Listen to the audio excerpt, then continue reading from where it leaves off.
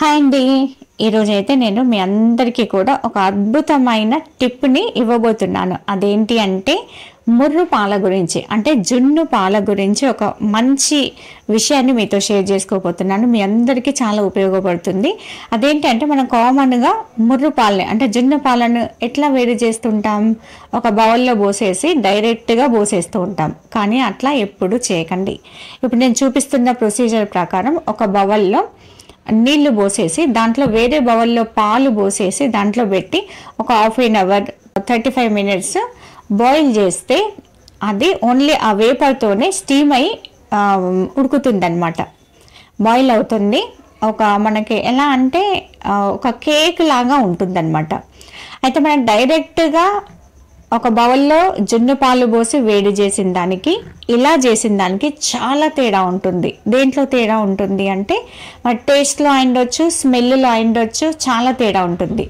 ఇలా వేడి చేసుకునేటప్పుడు మీరు ఏం చేస్తారంటే దాంట్లో కొంచెం షుగర్ వేసేసి కొంచెం ఇలాచీ పౌడర్ కూడా వేసుకోండి. దానివల్ల మంచి ఫ్లేవర్తో పాటు స్పాంజీ లాంటి మృదువైన జున్నును మీరు తింటూ ఉంటే ఆ టేస్ట్ను ఎంతో అద్భుతంగా ఆస్వాదిస్తూ ఉంటారు. ఇలా నేను ఒక ఆంధ్ర ఆంటీ మాకు పేషెంట్ ఉన్నారనమాట.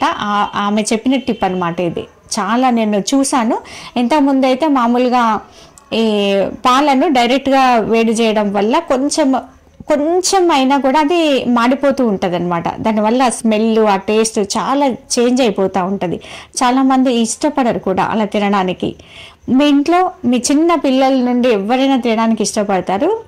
కాబట్టి జున్ను పాలను ఈ విధంగా అయితే మీరు వేడి చేసుకొని తినండి. చాలా అద్భుతమైన టేస్ట్ ఉంటుంది. అలాగే జున్ను పాలు చాలామంది ఒక అపోహ ఉంటుంది అనమాట. జున్ను పాలు తింటే కఫ్ వస్తుందని, కోల్డ్ అవుతుందని.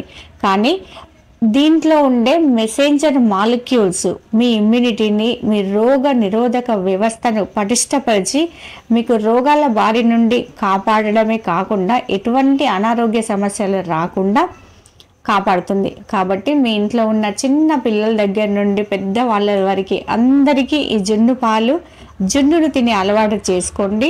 జున్ను తినే అలవాటు ఉన్న వాళ్ళైతే కంటిన్యూ చేయండి, పెంచుకోండి దాన్ని. మాకైతే మా ఇంటిల్లి పాదికి ఎస్పెషల్లీ నాకైతే జున్ను అంటే చాలా చాలా ఇష్టం అన్నమాట.